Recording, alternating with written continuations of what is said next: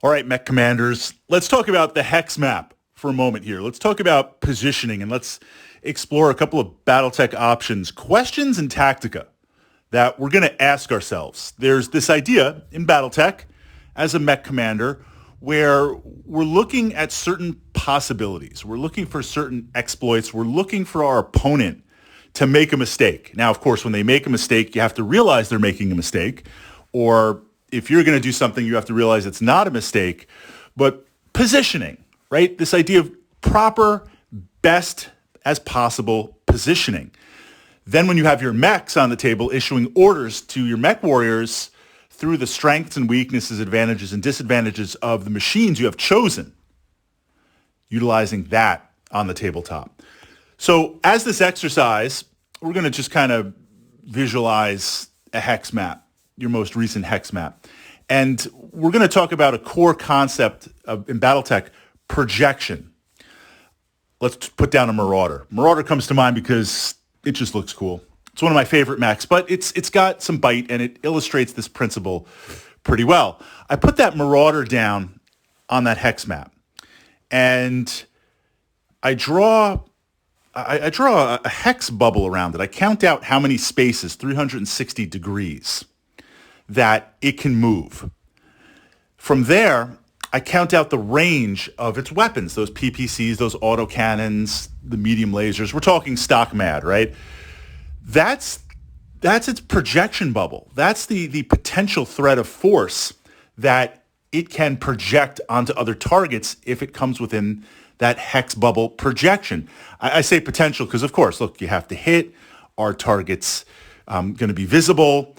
What's your heat level? What are you going to push? But in theory, right, if I can see you and I've got a functional PPC and I'm not shut down, I can fire it. So utilizing that. This idea of threat bubbles is very, very important in Battletech. And I pushed up to the Wargaming Tactica fundamentals on my channel here, various ideas in Wargaming that certainly poured over to Battletech, but are not unique to Battletech, that we want to be aware of. But for this vlog, talking about the nuances of a Battletech hex map, understanding and projecting threat bubbles is key.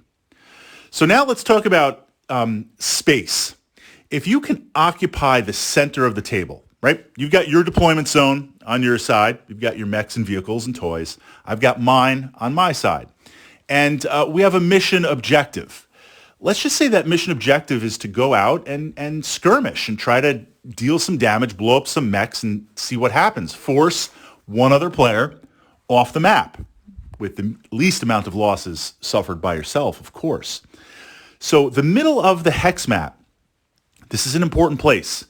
Being able to dominate and control the center is key because that is going to prevent your opponent from moving behind you.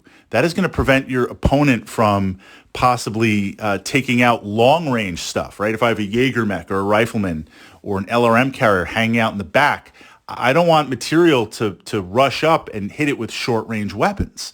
I want to keep it at range. If you have the physical limitations of the hex map, you can't move off the hex map for the most part, right? If you move off the hex map, you're disengaged and you're out of the game. So if I throw down something, and we'll look at that something in a second. If I throw down something in the center of the table of the hex map, project out that radius, anything that walks in there, I'm going to blast. That now essentially cuts down on half of the map for you. Now you could bypass it, you could blow it up, you could move over it, but I'm going to try and make it as hard as possible. Think about if you were advancing, the recent Lance that you played. If I put down, I'll keep it conservative, right? Lower battle value. If I put down 10 stands of LRM infantry in the center of the hex map, and we're going to dig in, we'll get some terrain.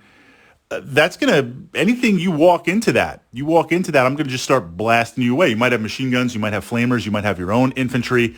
That is a way to control the center and project. Likewise, could be some Bulldog tanks. Could be some medium mechs. You could throw 2 Wolverines into the center, right? They've got some versatility. They've got some bite. They've got some range. They've got good mobility. Being able to control the center. Now, this idea to the left and to the right side of the hex map, eventually you're going to hit up against the wall. If I'm going to try and outflank you, meaning let's say I take some hovers, or sometimes what I'll do just for the lulls, I'll play a charger, low battle value, stock charger, all those small lasers, and I'll run that charger. We'll go jogging. I will run that charger up the left or right side, my left or right side of the hex map. And it might take 2 or 3 turns, but I'll make it into your deployment zone.